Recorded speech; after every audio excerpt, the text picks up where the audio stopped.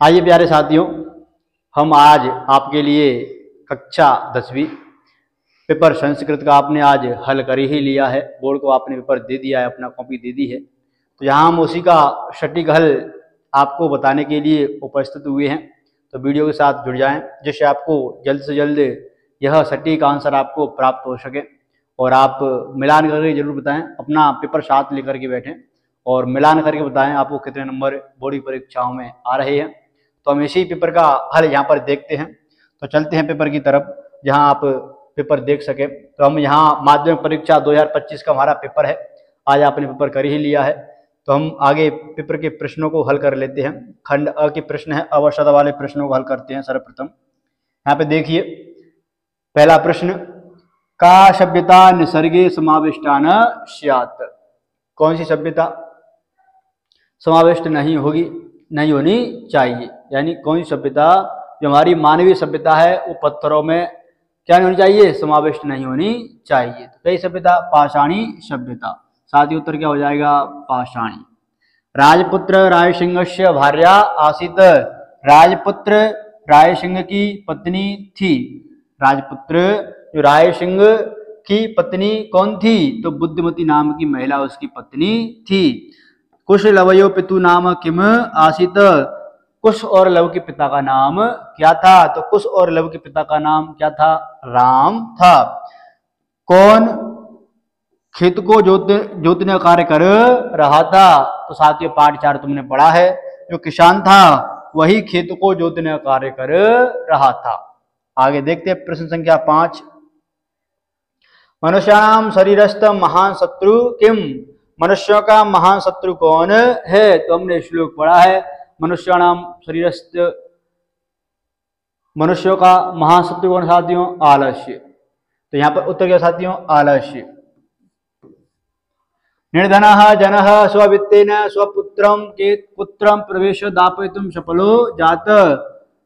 निर्धन व्यक्ति अपने धन से अपने पुत्र को कहाँ प्रवेश दिलाने में सफल हो गया, तो वह निर्धन व्यक्ति अपने पुत्र को अपने धन से महाविद्यालय में प्रवेश दिलाने में सफल हो गया। तो साथ उत्तर क्या हो जाएगा, महाविद्यालय। कस्य उपशमनस्य स्थिर उपाय नास्ति। किसका स्थिर उपाय नहीं है, तो आप पढ़ेंगे भूकंप विभीषिका पाठ, वहां आपको उत्तर मिलेगा भूकंपस्य स्थिर उपायो नास्ति। प्रकृति प्लस एव इति अस्य संधि पदम अस्ति। तो यहाँ आपको साध्य करना था, जब प्लस से पहले क्या हो, विसर्ग हो, बाद में कोई स्वर हो, ऐसी स्थिति में साथियों विसर्ग के स्थान पर र आ जाता है। साथियों क्या हो जाता है, र। रुत्व संधि के अंतर्गत साथियों देखिए क्या बन जाएगा, प्र क्र अति और र प्लस ए व, और र को एक के साथ मिला देंगे और साथियों क्या बन जाएगा, प्रकृति रे व। साथियों उत्तर क्या हो जाएगा, प्रकृति रे व। आगे और देखते प्रश्न संख्या 9, व्यंजन संधि उदाहरण अस्ति। व्यंजन संधि का उदाहरण है, तो व्यंजन उदाहरण कौन सा, कुर्वन। साथ ही विच्छेद क्या हुआ, कुर्वत आसीत। न प्लस उत्थित, साथ ही गुण संधिकार हो जाएगा। विद्यालय, विद्या प्लस आलय, तयो प्लस एक, ये भी आपका ऋत्व कार्य हो जाएगा। साथ ही क्या बचा, कुर्वत न आसीत। साथ ही तमें से क्या बन जाएगा, न, बीच में न का हो जाएगा आगम। साथ ही यहाँ तमें से न बन जाएगा, कुर्वन्न आसीत, यह आपका उत्तर हो जाएगा, कुर्वन्न आसीत। विसर्ग संधि उदाहरण अस्ति। विसर्ग संधि का उदाहरण है, क्या हम देखेंगे, नास्ति, न प्लस अस्ति, दीर्घ संधि का उदाहरण हो जाएगा। अनुक्तम प्लस अपि, यह भी संयोजनकार हो जाएगा। भोजन प्लस अंत्य, दीर्घ संधिकार हो जाएगा। योजक प्लस तत्र, विसर्ग संधि कार्य हो जाएगा। साथ ही उत्तर क्या हो जाएगा, श। जगदीश इति अस्य पदस्य संधि विच्छेदो अस्ति। जगदीश इस पद का संधि विच्छेद है। साथ ही क्या हो जाएगा, जगत प्लस ईश। ये आपको त अलंत रखना है, ध्यान रखना है, यहाँ पे त अलंत नहीं है, तो आपका ये उत्तर नहीं होगा। जगत प्लस ईश, जलाम जसो अंत्य, उसी का आपका उदाहरण है। अवित इति पद योग का विभक्ति भवति। अवित के योग कौन सी विभक्ति होती साथियों, हमने रिवीजन क्लास में बताया था आपको, अभिता के योग में तृतीय व्यक्ति प्रयोग की जाती है। नमः के योग में कौन सी व्यक्ति साथियों? नमः के योग में चतुर्थी व्यक्ति का प्रयोग किया जाता है। नमः स्वस्ति स्वा सुधा अलम भषण योगाच्य। आगे देखते हैं, अनुधावत इत्यत्र पदे का उपसर्ग। अनुधावत शब्द में कौन सा उपसर्ग है? साथ ही उपसर्ग क्या होता है? अनु। यहाँ पे देखें, अनु प्लस धावत, अनुधावत, अधावत, अ जुड़ जाएगा, अनु अधावत ऐसा शब्द बन जाएगा। निसरंती इत्यत्र उपसर्गम शब्दस्य पृथक कृत्वा लिखत। साथ ही क्या बन जाएगा? निस उपसर्ग है, सरंती शब्द है, निस प्लस सरंती, तो निस का जो स है वह उपसर्गों में हलंत आता है, निस का स और निर का र। यहाँ पे देखें, लिख धातु लट लकार का रूप है। ये आप रूप देखेंगे तो लिट लकार का है, लिट लकार भविष्य काल। ये आप रूप देखेंगे साथियों, लंग लकार का है, यह लट लकार का रूप है, और ये आपका लोट लकार का रूप है। इस पर साथियों उत्तर क्या हो जाएगा? लिखती उत्तर हो जाएगा। पुत्रस्य दैन्यम दृष्ट्वा अहम रोदमी रेखांकित पदे को धातु। पुत्र की दीनता को देख करके मैं रो रही हूँ, इसमें कौन सा धातु है? साथ धातु है तो रुद्र, ये धातु नहीं साथियों, रम यहाँ पर भी नहीं है, रुद्र नहीं है, साथ धातु कौन सा है? रुद्र धातु, रुद्र माने रोना। इस प्रकार आपने प्रश्न 17 हल कर लिए। आगे चलते हैं प्रश्न संख्या अगले की तरफ। प्रश्न संख्या 2, निर्देशों के अनुसार रिक्त स्थानों की पूर्ति करो। यहाँ पर आप समझेंगे प्रत्ययों को, रिक्त स्थान में आपको पूर्ति करनी है। तो श्रृगाल पुल्लिंग है, आह हस प्लस सत्री, तो हमने साथ ही प्रत्यय वाली क्लास में पढ़ाया था, रिवीजन वाली क्लास में सत में शेष रहता है, हस प्लस आप जोड़ देंगे साथ ही क्या बन जाएगा? ह सत। ये आपका नपुंसक लिंग का रूप बना। साथ ही किसका बना? नपुंसक लिंग का रूप। श्रृगाल पुल्लिंग है, साथ ही क्या बन जाएगा? ह स न, श्रृगाल असन आह, असन नाह, ऐसा बन जाएगा पूरा शब्द किताब के अंतर्गत। शब्द साथ ही उत्तर क्या हो जाएगा? श्रृगाल असन, ये आपका उत्तर हो जाएगा। सा माता स्वगुरु प्रकट यति, तो हमने तल प्रत्यय भी आपको पढ़ाया था, तद के अंतर्गत तल में ता शेष बचता है, और साथ ही था को हम जोड़े शब्द के साथ कृतज्ञता, ऐसा शब्द बन जाएगा, कृतज्ञता। आगे देखिए, युक्त प्लस टाप, श्रिया युक्त प्लस टाप, साथ ही टाप में आ प्रत्यय आ शेष रहता है, और साथ ही क्या बन जाएगा? युक्ता, साथ ही शब्द क्या बन जाएगा? युक्ता शब्द बन जाएगा, श्रिया युक्ता वाणी। आगे देखिए, चौरस्य पाद ध्वनि शब्द का आपको तृतीया का रूप लगाना है, पैरों की ध्वनि से। किसकी ध्वनि से? पैरों की ध्वनि से। साथ ही क्या बन जाएगा? पाद ध्वनि ना, पैरों की ध्वनि से। चोर के पैरों की ध्वनि से प्रबुद्ध जाग गया, प्रबुद्धवान जाग गया। कौन जाग गया साथियों? अतिथि। आगे देखेंगे, अत्र भ्रमरा गुंजंती पुष्प शब्द से सप्तमी बहुवचनम, अत्र पुष्पेषु भ्रमरा गुंजंती, ऐसा शब्द बन जाएगा। तो आपको इस प्रकार ये प्रश्नों के हल करने थे। आपने कितने हल किए? आप पेपर में देखते रहें और अपने पेपर को मिलान करते रहें, जिससे आपके पेपरों के जो अंक हैं आपको पता चल सके कि हमने कितने अंक सही हैं। आगे हम देखते हैं कि अपठित गद्यांश, यहाँ पर नीचे लिखे गए गद्यांश को पढ़ करके इस पर आधारित प्रश्नों को यथा निर्देश लिखो। यहाँ पे दिया गया साथ ही महाराणा प्रताप के बारे में आपने पढ़ ही लिया है। महाराणा प्रताप का जन्म 1540 ईस्वी में मई मास के 9 दिनांक मेवाड़ प्रसिद्ध कुंभलगढ़ दुर्ग महाराणा उदय सिंह के पुत्र के रूप में हुआ। इनके पिता का नाम क्या साथियों? महाराणा उदय सिंह। मुगल शासक के अकबर के प्रबल विरोध के रूप में यह वीर प्रसिद्ध थे। इसके अश्व का नाम चेतक था। महाराणा प्रताप टीका के नाम से प्रसिद्ध थे। महाराणा प्रताप एक राम प्रसाद नामक प्रसिद्ध हाथी भी थे। उनके पास एक हाथी था, उनका नाम क्या था? राम प्रसाद नामक हाथी। अब यहाँ पर हम प्रश्नों के उत्तर समझेंगे। महाराणा प्रताप के पिता का नाम क्या था? साथ ही उत्तर क्या हो जाएगा? उदय सिंह। महाराणा प्रताप के पिता का नाम क्या था साथियों? उदय सिंह था। क्या नाम था? उदय सिंह। महाराणा प्रताप के अश्व का क्या नाम था? तो तस्य अश्व नाम चेतक। साथियों महाराणा प्रताप के अश्व का नाम क्या था? चेतक था। इस प्रकार आपको इनको उत्तर देने थे। महाराणा प्रताप का जन्म कब हुआ? तो महाराणा प्रताप का जन्म 1540 ईस्वी में मई मास की 9 दिनांक को हुआ। इस गद्यांश का समुचित शीर्षक लिखो। तो क्या जाएगा? वीरांग महाराणा प्रताप का परिचय, या महाप्रताप के बारे में। तो आप क्या ले साथियों, महाप्रताप का परिचय। क्या परिचय, इसका शीर्षक हो जाएगा महाप्रताप का परिचय। आगे देखते हैं, प्रसिद्ध गज इत्यत्र विशेष्य पदम लिखतः। प्रसिद्ध गज, प्रसिद्ध हाथी, इसका विशेष्य पद है। तो प्रसिद्ध विशेषता बता रहा है हाथी की, किसकी, हाथी की। साथ ही उत्तर क्या हो जाएगा, विशेष्य का पद का गजः। बाजी इत्यस्य पर्याय पदम गद्यांश सात चित्वा लिखतः। बाजी इस पद के गद्यांश का, इस पद के गद्यांश को चुन करके लिखो। साथियों क्या हो जाएगा, अश्वस्य। घोड़े का पर्यायवाची साथियों किसका पर्यायवाची है, घोड़े का पर्यायवाची है। घोड़े का पर्यायवाची क्या है, बाजी। क्या साथियों, बाजी घोड़े का पर्यायवाची है, अश्वस्य, बाजी। एक राम प्रसाद नामक प्रसिद्ध हाथी भी था। यहाँ आसित इस क्रियापद का कर्ता पद लिखो। तो आपने आसित था हो गया साथियों क्रियापद, क्या है, क्रियापद। तो एक राम प्रसाद नामक प्रसिद्ध हाथी था। कौन था, हाथी। तो यहाँ पे साथियों कर्ता कौन हो जाएगा, हाथी। किस नाम का, राम प्रसाद नाम का।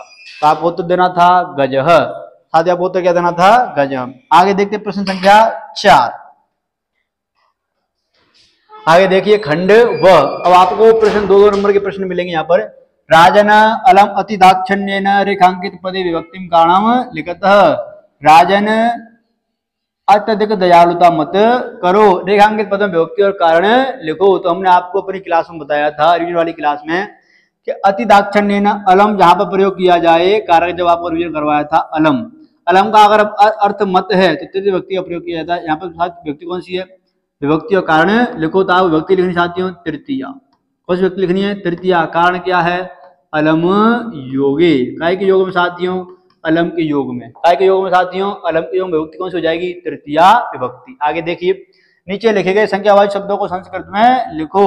यहाँ पर आपको 105 है, पहले 5 को लिखना है पंच, फिर अधिक, तो पंचाधिक। क्या जाए साथियों, शतम, शतम माने 100, पंचाधिक शतम, यानी 5 अधिक है 100 से, क्या हो जाएगा 105।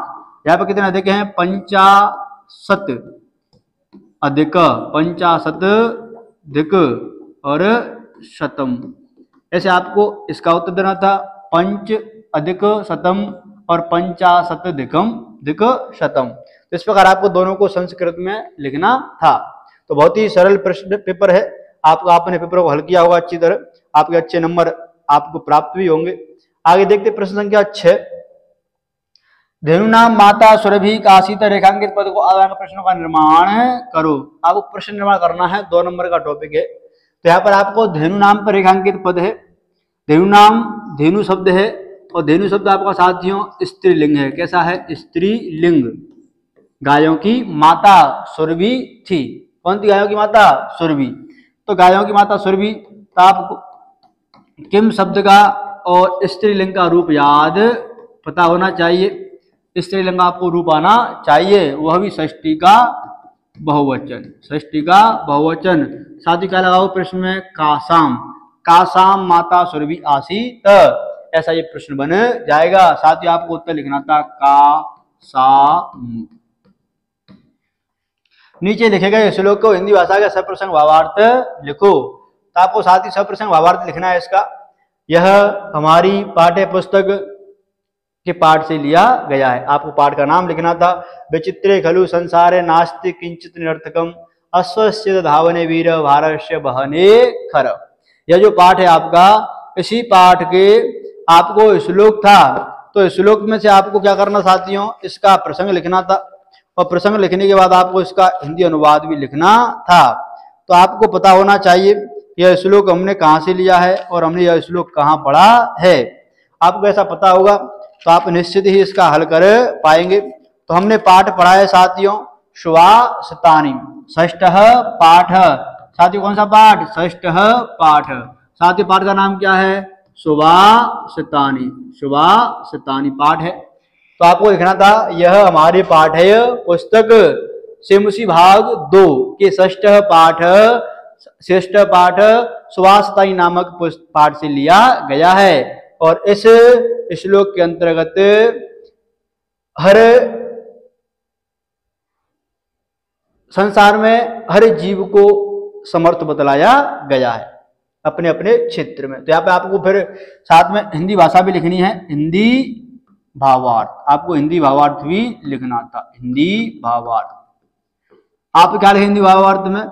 विचित्रे खलु संसारे नास्ति किंचित अनर्थकम। निश्चित ही इस विचित्र संसार में कुछ भी निरर्थक नहीं है।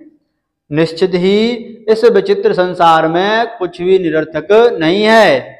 अगर घोड़ा दौड़ने में वीर है तो भार को ढोने में गधा भी वीर है। इस प्रकार आपको इसका हिंदी भाषा में भावार्थ लिखना था। आपको सप्रसंग भी लिखना था कि यह श्लोक हमारी पाठ्य पुस्तक सेमुसी भाग 2 के 6 पाठ सुवासतानी से लिया गया है। ऐसे आपको प्रसंग और भावार्थ श्लोक दोनों ही हिंदी भाषा में लिखना था। यह आपका 2 नंबर का था।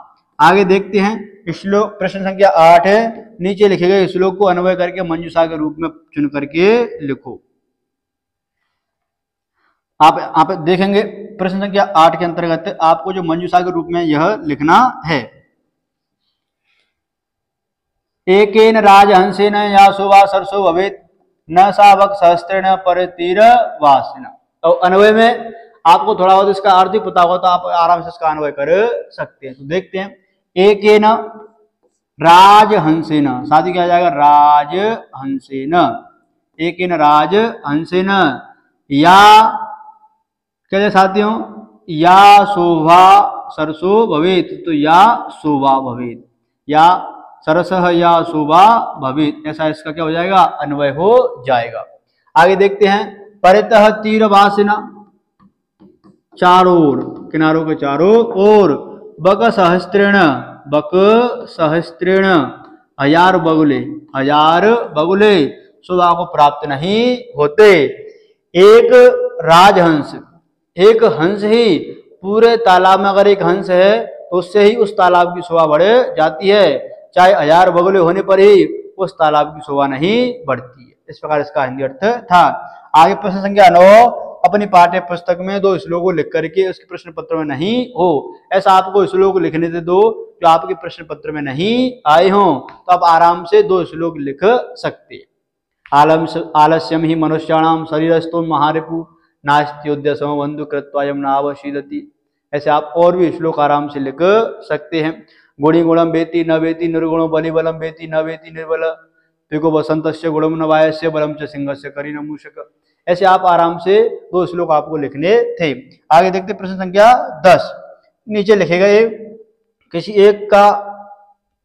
एक पाठ का सार हिंदी भाषा में लिखो। शिशु लालनम और भूकंप विभीषिका। आप दोनों में से किसी को भी लिख सकते हो।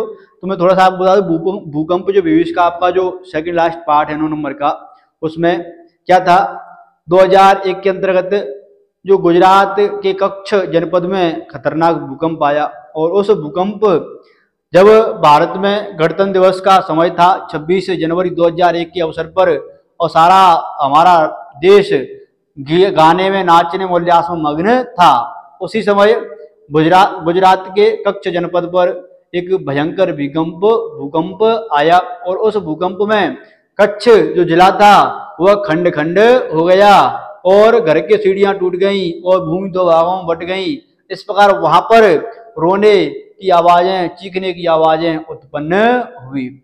उसी के बाद 2005 ईस्वी में कश्मीर प्रांत में भयानक भूकंप आया, पाकिस्तान के कश्मीर प्रांत में।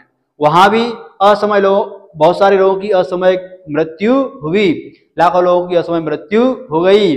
और इसी के साथ कुछ वैज्ञानिक कहते हैं कि धरती के अंतर्गत जो शिलाएं हैं वो आपस में घर्षण होने से धरती पर भूकंप आता है। कुछ वैज्ञानिक मानते हैं कि ज्वालामुखी फटने से भूकंप उत्पन्न होता है। अलग अलग प्रकार वैज्ञानिक अलग अलग चीजों को मानते हैं। इसका कोई स्थिर उपाय नहीं है, इसका भूकंप का। तो इस प्रकार आपको इसका पाठ का पूरा हिंदी अनुवाद, या आप कहें तो शॉर्ट में आपको स्टोरी लिखनी थी। आगे देखते हैं, 2 नंबर की कहानी थी। प्रश्न संख्या 11, नीचे लिखे गद्यांश को पढ़ करके इस पर आधारित प्रश्नों का उत्तर यथा निर्देश लिखो।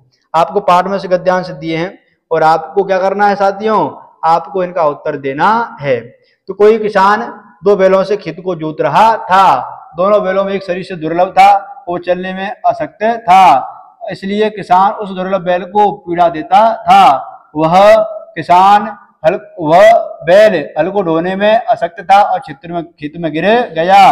क्रोधित किसान उसको उठाने का बहुत बार प्रयत्न किया, फिर भी वह बैल नहीं उठा। इस प्रकार इसका हिंदी अर्थ है। यहाँ आपको प्रश्न को उत्तर देने हैं। कृषक क्या कर रहा था? कृषक खेत जोतने कार्य कर रहा था। क्षेत्र कर्षणम, साथ ही उत्तर क्या हो जाएगा? क्षेत्र कर्षणम। आपको पूर्ण वाक्य में उत्तर देना है। ये आपको एक पद में उत्तर देना था, 1 नंबर का प्रश्न था, ये 2 नंबर का प्रश्न है। वृषभः कुत्र पपात, यानी जो बैल था वह कहाँ गिर गया? तो वृषभः क्षेत्रे पपातः, वृषभः क्षेत्रे पपातः, यानी बैल खेत में गिर गया। इस प्रकार आपको इसका उत्तर देना था। आगे चलते हैं इसी के प्रश्न की तरफ। भाषिक कार्य वाले प्रश्न हैं, 2 नंबर के प्रश्न हैं 2। कोई किसान इत्यत्र विशेषण पदम किम, विशेषण पद। क्या करना है आपको? एक विशेषण पद जिसकी विशेषता बतलाए, विशेषण जिसकी विशेषता बतलाई जा रही है वह विशेष्य। तो कोई किसान, कोई किसान, तो कोई क्या साथियों? विशेषण। तो कश्चित, क्या हो साथियों उत्तर? कश्चित। क्रुद्ध कृषिवल तम उत्थापयितुम बहुवारं यत्नम अकरोत इत्यत्र क्रियापदम किम। क्रियापद क्या है साथियों? क्रियापद इस वाक्य के अंत में होती है साथियों। क्रियापद क्या है? अकरोत, किया, या भी क्रिया हो जाएगी। इस प्रकार अगर आपने उत्तर दिया है तो आपको निश्चित गद्यांश के 5 नंबर प्राप्त हो जाएंगे। इसी के साथ अथवा वाला गद्यांश यहाँ पर हल कर लेते हैं। अथवा में जो गद्यांश है उसको भी यहाँ पर हल कर लेते हैं। तो देखिए, अगले दिन वह आरक्षी चोरी के आरोपों से न्यायालय ले गए और न्यायाधीश बंकिम चंद्र ने उन दोनों से अलग अलग विवरण सुना और सब कुछ जानते हुए भी उसको निर्दोष माना और आरक्षी को दोषी माना, किंतु प्रमाण के अभाव निर्णय नहीं दे सका। उन दोनों को अगले दिन उपस्थित होने के लिए आदेश दिया और अगले दिन दोनों न्यायालय में अपने अपने पक्ष को सुनाने के लिए स्थापित हुए, वहां पर आ गए। इसके हम प्रश्नों का उत्तर जान लेते हैं। न्यायाधीश का नाम क्या था साथी? न्यायाधीश का नाम बंकिम चंद्र था। साथी क्या था नाम? न्यायाधीश का नाम बंकिम चंद्र था। न्यायाधीश क्या करने में, क्या निर्णय नहीं कर सकते थे? तो क्या थे वो? प्रमाण के अभाव में वो निर्णय नहीं दे सकते थे। प्रमाण अभावात् स निर्णेतुं न अशक्नोत। यह आपको उत्तर देना था यहाँ पर। सर्वं वृत्तम अवगत्य स च तम निर्दोषम अमन्यत इत्यत्र सर्वनाम पदम किम। सब कुछ जानकर भी वह उसे निर्दोष माना। क्या माना उसको? निर्दोष माना। किसे? जो अतिथि था उसको निर्दोष माना। यहाँ सर्वनाम पद क्या है? सर्वनाम पद क्या है? तम। क्या सर्वनाम पद? तम। अगले दिन उपस्थातुम आदिष्टवान, अगले दिन उपस्थित होने के लिए आदेश दिया। यहाँ क्रियापद है आदिष्टवान। साथ क्रियापद क्या है? आदिष्टवान। अगर आपने इस तरह उत्तर दिए हैं तो निश्चित ही आपको दोनों में से एक गद्यांश की 5 अंक प्राप्त हो जाए। आगे देखते हैं प्रश्न संख्या 12।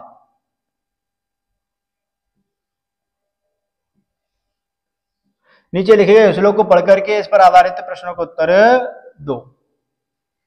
रे चातक सावधान मनसा मित्र क्षणम श्रुयातम अंबोधा बहवो भवन्ति गगने सर्वे अपि नेतादृशा केचित् वृष्टिव आद्रयन्ति वसुधाम गर्जते केचित् व्रता यम पश्यति तस्य पुरतो महाब्रूहि दीनम वचः।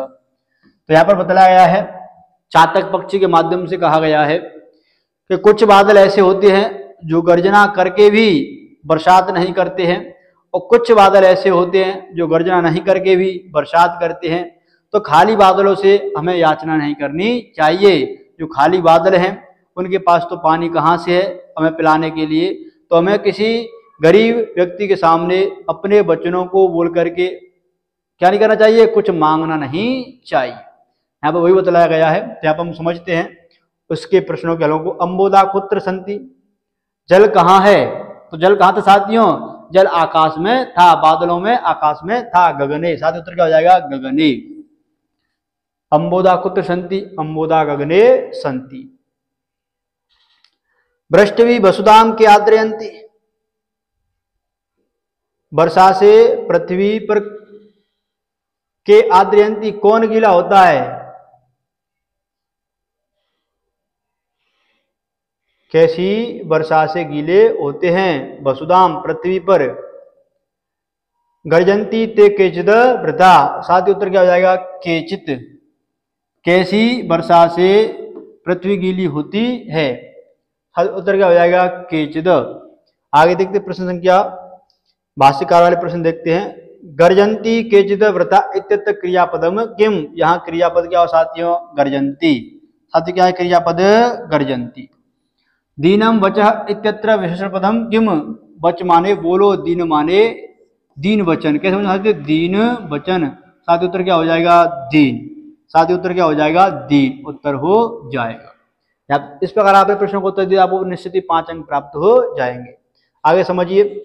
सेविताभ्यो महावृक्ष फलक छाया समन्वित यदि देवात फलम नास्ति छाया केन निवार्यते। आपको वही 6 पाठ का श्लोक है, वहीं से आपको ये प्रश्न का उत्तर देना है।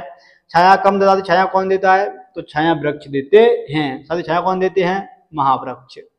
पूर्ण वाक्य उत्तर में लिखा था अस्माभि कीदृश वृक्ष सेवितव्यो। तो हमें कैसे वृक्ष का आश्रय लेना चाहिए? हमें महावृक्ष यानी फल और छाया से युक्त वृक्ष का आश्रय लेना चाहिए। साथ ही उत्तर क्या हो जाएगा? फलक छाया समन्वित। फलक छाया समन्वित इसका उत्तर हो जाएगा। महावृक्ष फलक छाया समन्वित इत्यत्र विशेषण पदम किम? विशेषण पद कौन सा है? तो महान वृक्ष। साथ ही उत्तर क्या हो जाएगा? महान वृक्ष। यदि देवात फलम नास्ति इत्यत्र क्रियापदम किम? साथियों क्या है? अस्ति क्रियापद है, न प्लस अस्ति है, शब्द नास्ति बन गया है, अस्ति क्रियापद यहाँ पर है। साथियों क्या क्रियापद? अस्ति। आगे देखते हैं प्रश्न संख्या 13। नीचे लिखे गए नाटक के अंश को पढ़ करके इस पर आधारित प्रश्नों के उत्तर यहाँ पर दो। राम कहता है, पाठ 3 है शिशु लालनम। ऐसा भवतो सौंदर्य अवलोकित जनते न कौतूहल प्रक्षामि क्षत्रिय कुल पितामह ये सूर्यचंद्र को वा भवतो वंशस्य करता। ये आप दोनों के सौंदर्य को देख करके कौतूहल पूछता हूँ, क्षत्रिय कुल आपके पिता, आपका जो वंश है वो क्षत्रिय कुल का है, या फिर आप पितामह हो, आप ब्रह्मा के वंश के हो, या सूर्य चंद्रमा के वंश के कर्ता हो, आप किस वंश से हो? लघु कहते हैं भगवान सहस्त्र दीदी, हम 1000 किरणों वाले भगवान सूर्य के वंशज हैं। विदूषक राम कहता है कथम अस्मत् समान अभिजनु संवृत्तौ। इनके वंश का जो समान यानी जो इस वंश से है, किस वंश से? ये भगवान सूर्य के वंश से हैं, तो इनका जो वंश है वो हमारे वंश से कैसे मिलान खाता है? ये हमारे वंश से कैसे हैं? विदूषक किम द्वयो अपि एक माम प्रतिवचनम। क्या दोनों का एक ही उत्तर है? लव कहता है भ्राता आम सौंदर्य, हमारे दोनों के सौंदर्य को देखकर। राम कहते हैं समरूप शरीर सन्निवेश, दोनों का समान रूप है और उम्र भी समान है, कुछ अंतर नहीं है। लव कहते आवाम लव कहता है हम दोनों सहोदर भाई हैं। राम संप्रति युज्यते किम नाम ध्येयम। ठीक है, क्या नाम है तुम्हारा? एक पद में उत्तरम, एक पद में उत्तर लिखो। कथम अस्मात् समान अभिजनु समृत इतित्व का प्रक्षति। ऐसा कौन पूछता है? साथियों ऐसा राम पूछता है। साथियों ऐसा कौन पूछता है? राम। आपको उत्तर देना साथियों, राम आपको उत्तर देना था। आगे देखते हैं प्रश्न को। कुश लवयो वंश से करता व क। कुश और वंश के लव करता कौन था? भगवान सहस्त्र दीदीति। आपको लिखना था उत्तर भगवान सहस्त्र दीदीति, आपको उत्तर लिखना था। भाष्यकार आवाम यमलो वाक्य सर्वनाम पद किम? आवाम माने हम दोनों। साथियों सर्वनाम पद क्या हो जाएगा? आवाम। भगवान सहस्त्र दीदीति इत्यत्र विशेषण पदम किम? तो 1000 किरणों वाला, 1000 किरणों वाला भगवान कौन है? सहस्त्र दीदीति, भगवान सूर्य का पर्यायवाची। साथियों विशेषण क्या हो जाएगा? सहस्त्र दीदीति। सहस्त्र माने 1000, दीदीति माने किरणें। आगे देखिए आम सत्य, इसी का अथवा वाला प्रश्न है। आम सत्य कथित त्वया वस्तुतः वनराज भवतुम तुम अहम योग्य। आपका पाठ है, आपने पाठ पढ़ा है सौहार्दम प्रकृति शोभा। इसी पाठ में से यह गद्यांश लिया गया है, नाटक का अंश है। यहाँ प्रश्न को उत्तर को समझ सीधा सीधा। वास्तव में वनराज होने के लिए तो मैं ही योग्य हूँ, ऐसा कौन कहता है? वास्तव में वनराज होने के लिए मैं ही योग्य हूँ, इस बात को कौवा कहता है। साथ ही उत्तर क्या हो जाएगा? काकः। पूर्ण वाक्य में उत्तर दो। क वातावरणम कर्कश ध्वनि आक्रोशित करोति। कौन वातावरण को अपनी कर्कश ध्वनि से व्याकुल करता है? तो कौन है साथियों? कौवा। साथियों कौन है वह? कौवा। कौवा ही कर्कश ध्वनि से आक्रोशित कर देता है। किम जलपसी इत्यत्र क्रियापदम किम? साथियों क्रिया क्या हो जाएगी? जलपसी। साथियों क्रिया क्या हो जाएगी? जलपसी। जलपसी। क्यों बकवास कर रहे हो? कौवा कहता है कोयल से क्यों बकवास कर रहे हो? आगे देख कृष्ण वर्ण अहम इत्यत्र विशेष पदम किम? विशेषण पदम किम, यहाँ पे देखिए साथ ही क्या है विशेषण पद, यहाँ विशेषण पद क्या हो जाएगा, कृष्ण वर्ण, काला रंग, रंग कैसा, काला, ये यहाँ पर ये विशेषण पद हो जाएगा। आगे देखिए निर्देशों के अनुसार यथा उत्तर 2, आपको 3 समास के प्रश्न है, आपको तीनों हल करने हैं और निश्चित ही बहुत ही अच्छे प्रश्न हैं। चतुर्णाम युगानाम समाहार, क्या लिखा दिया आपको, चतुर्युगम, चतुर्युगम, चतुर्णाम युगानाम समाहार, साथ ही समास क्या हो जाएगा, समास अगर लिखना चाहें साथ ही समास हो जाएगा द्विगु समास। पितरऊ, इसका आपको क्या करना, समास विग्रह करना है, माता च पिता च, क्या बन जाएगा, पितरऊ या माता पितरऊ, द्वंद्व समास हो जाएगा। यथाशक्ति समास से नाम लिखत, आपको साथ ही समास का नाम लिखना था, अव्ययी भाव समास, क्या लिखना था, अव्ययी भाव समास। इस प्रकार आपको तीनों प्रश्नों का उत्तर देना था और आपको 3 अंक प्राप्त करने थे समास वाले टॉपिक में से। आगे देखते हैं प्रश्न संख्या 15। मंजूषा में दिए गए समुचित अव्यय पदों को वाक्यों की पूर्ति करो। आपको ये अव्यय के रूप में 3 शब्द दिए गए, रिक्त स्थानों की आपको पूर्ति करनी है। अगर आपको थोड़ा बहुत भी हिंदी अर्थ आता है तो आप निश्चित ही इन प्रश्नों को हल कर सकते हैं। बहुत ही सरल और सटीक प्रश्न यहाँ पर दिए गए हैं।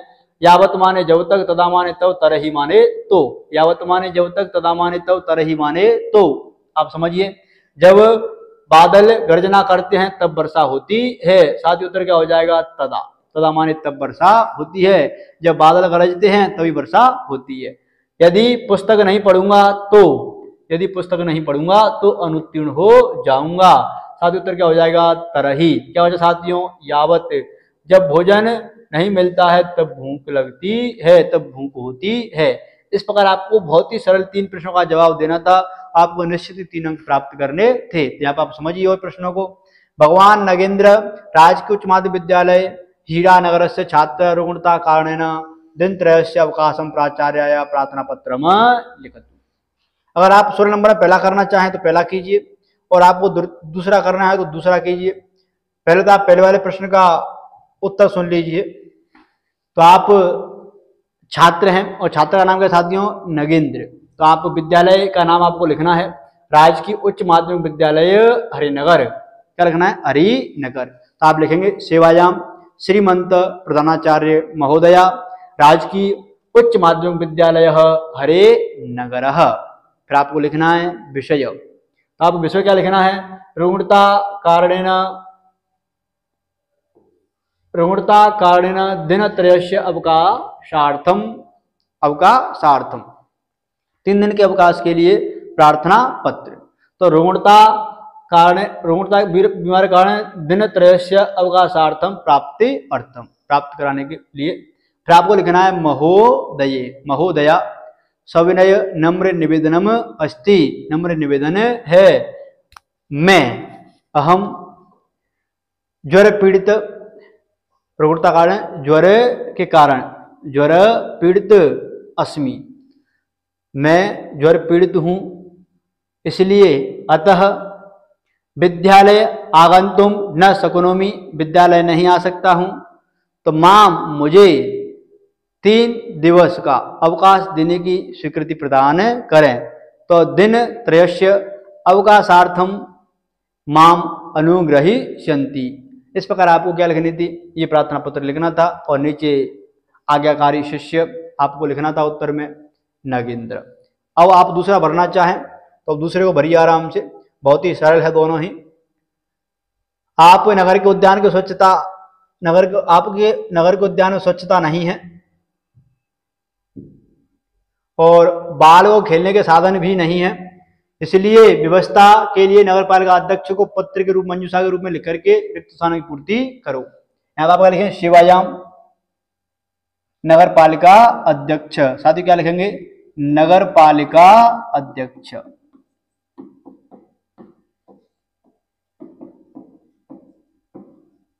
आगे नगर पालिका जयनगरम विषय नगरस्य उद्याने स्वच्छता बाल क्रीडया साधनानि इति क्रमे, इस क्रम महोदया निवेदनम,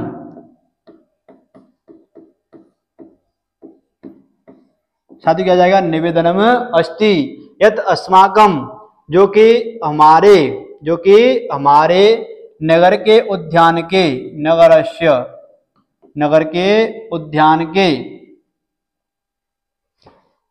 नगर के उद्यान के परिक्षेत्र में स्वच्छता नहीं है। परिक्षेत्र स्वच्छता नास्ति, क्या नहीं है? परिक्षेत्र में स्वच्छता नहीं है।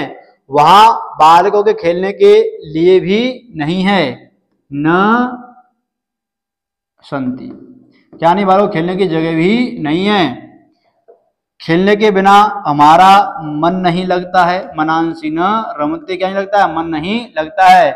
इसलिए कृपया स्वच्छता के विषय में, स्वच्छता की समुचित व्यवस्था के लिए किनको आदेश दो? कर्मकारों को आदेश दो, कर्मकारान यानी कर्मचारियों को आदेश दो। धन्यवाद। तो इस प्रकार आपको क्या करना था? यह एक प्रार्थना पत्र भरना था और निश्चित ही आपको भरने के बाद इसमें से आपको 4 नंबर का है, आपको निश्चित ही 4 अंक प्राप्त हो जाएंगे। आगे प्रश्न संख्या 17 ऊपर है, इसका थोड़ा सा उत्तर लंबा हो जाता है, लेकिन समस्या होती है। हम नीचे वाले प्रश्न का हल कर लेते हैं। 4 नंबर का प्रश्न है, मंजूषायाम उपयुक्त पदानि गृहीत्वा अध्ययन विषय पिता पुत्र संवाद पूरयतु। अध्यापक काठिन्यम कठिनता, व्यवस्था व्यवस्था, स्थानांतरण स्थानांतरण, विषय विषय में, अंग्रेजी विषय में, समीचीनम ठीक है, अध्ययनम अध्ययनम। अब हम इसके हिंदी अर्थ के साहित्य इनके रिक्त स्थानों की पूर्ति कर लेते हैं। पिता गोपेश तब अध्ययनम कृतम प्रजत, तुम्हारा अध्ययन कैसा चल रहा है? तम अध्ययनम, तुम्हारा अध्ययन कैसा चल रहा है? गोपेश हे पिता अध्ययन तो ठीक चल रहा है। साथ ही क्या हो जाएगा? समीचीनम, समीचीनम, अध्ययन तो ठीक चल रहा है। पिता कोई भी विषय में ऐसा है जिसमें तुम्हें कठिनता का अनुभव हो, क्या हो? कठिनता का अनुभव। क्या साथियों? काठिन्यम, साथी क्या उत्तर है? काठिन्यम, कठिनता का अनुभव हो। गोपेश कहता है हाँ ठीक है, अंग्रेजी में मेरी स्थिति ठीक नहीं है। किसमें? अंग्रेजी विषय में। साथी क्या हो जाएगा? अंग्रेजी विषय मम स्थिति सम्यक नास्ति, अंग्रेजी विषय मेरी ठीक स्थिति नहीं है, जो कि हमारे विद्यालय में अंग्रेजी विषय का अध्यापक नहीं है। क्या नहीं है? अध्यापक नहीं है। पिता कहता है तुमने पहले तो मुझे इस विषय में नहीं कहा, तुमने पहले मुझे इस विषय में नहीं कहा। गोपेश परंतु वो पहले तो अध्यापक था, परंतु अब उनका स्थानांतरण हो गया है। क्या हो गया? स्थानांतरण दूसरी जगह हो गया है। आगे पिता ठीक है तो मैं तुम्हारे लिए अध्यापक की व्यवस्था करूंगा। क्या करूंगा? अध्यापक की व्यवस्था। ये 8 नंबर पर आ जाएगा। इस प्रकार आपको यह संवाद वार्तालाप पूरा भरना था और निश्चित ही आपको ऐसा भरा होगा आपने तो निश्चित ही आपको 4 अंक प्राप्त होंगे। आगे हम और प्रश्नों को हल देखते हैं। प्रश्न संख्या 18 देखिए 18 के अंतर्गत क्या है। यहाँ पर 4 वाक्य आपको करने हैं, 4 नंबर के 6 वाक्य दिए हैं। विद्यालय के चारों ओर आम के पेड़ हैं। साथ ही क्या बन जाएगा वाक्य? विद्यालयम, क्या बन जाएगा साथियों? विद्यालयम। परितः आम्र वृक्षाः सन्ति। विद्यालय के चारों ओर आम के वृक्ष हैं। किसके वृक्ष हैं? आम्रस्य वृक्षा, आम्रः वृक्षा सन्ति। राजा वृक्षों को धन देता है तो राजा साथी क्या हो जाएगा? नृपः। वृक्षकों को भिक्षुकाय, भिक्षुकाय, नृपः भिक्षुकाय भोजनम ददाति। तो साथियों भोजनम ददाति देता है। मोर नाचता है, मयूरः नृत्यति। हम सब रामायण पढ़ेंगे, हम सब, वयम माने हम सब, रामायणम पढ़ेंगे, पठिष्यामि, पठिष्याव, पठिष्याम। क्या साथियों? पठिष्याम, हम सब रामायण पढ़ेंगे। अयोध्या के राजा दशरथ थे। अयोध्या राज दशरथ आसीत। अयोध्या राजा दशरथ आसीत। अयोध्या के राजा दशरथ थे। बालों को मिठाई पसंद है। बालकाय किनको? बालकों को। बालकाय मिष्ठान्नम रोचन्ते। बालों को मिठाई पसंद, बालकाय मिष्ठान्नम रोचन्ते। रुचि के धातु के अर्थ में चतुर्थ व्यक्ति का प्रयोग किया जाता है। जिसको जो अच्छा लगता है उसको चतुर्थ व्यक्ति का प्रयोग करते हैं। आगे समझिए प्रश्न संख्या 19। नीचे लिखे गए वाक्यों में क्रम रहित हैं, इनको क्रम संयोजन करके लिखो। तो हमने निश्चित ही हमारे YouTube चैनल राज संस्कृत क्लासेज पर आपको एक वीडियो बना के दिया था जिसमें 4-5 कहानियां थी और निश्चित ही ये कहानी उसके अंतर्गत थी। अगर आपने वो वीडियो देखा होगा तो निश्चित ही आपने ये सटीक प्रश्न का उत्तर हल किया होगा। तब उसके मुख से रोटी भी जल में गिर गई। एक कोई कुत्ता एक रोटी को प्राप्त करता है, तब वह नदी के अपने प्रतिबिंब को देखता है। वह कुत्ता रोटी को प्राप्त करने के साथ युद्ध करने के बारे में मुख को खोलता है और रोटी को मुख से ले जा रहा था। अपने प्रतिबिंब को देखकर अन्य कुत्ता माना करे और उस रोटी प्राप्त के बारे में सोचता। तो सबसे पहले क्या होता साथियों, वह कुत्ता रोटी को प्राप्त, एक बार कोई कुत्ता एक रोटी प्राप्त करता है। एक बार कोई कुत्ता एक रोटी प्राप्त करता है। वह रोटी को मुख में ले जा रहा था। वो रोटी को मुख में ले जा रहा था।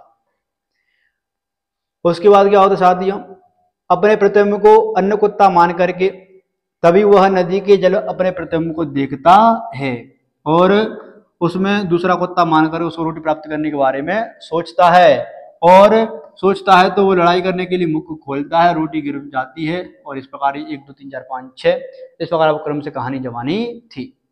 आगे देखते हैं। अथवा के अंतर्गत ये एक धेनु की महिमा के विषय में आपको 6 वाक्य लिखने थे।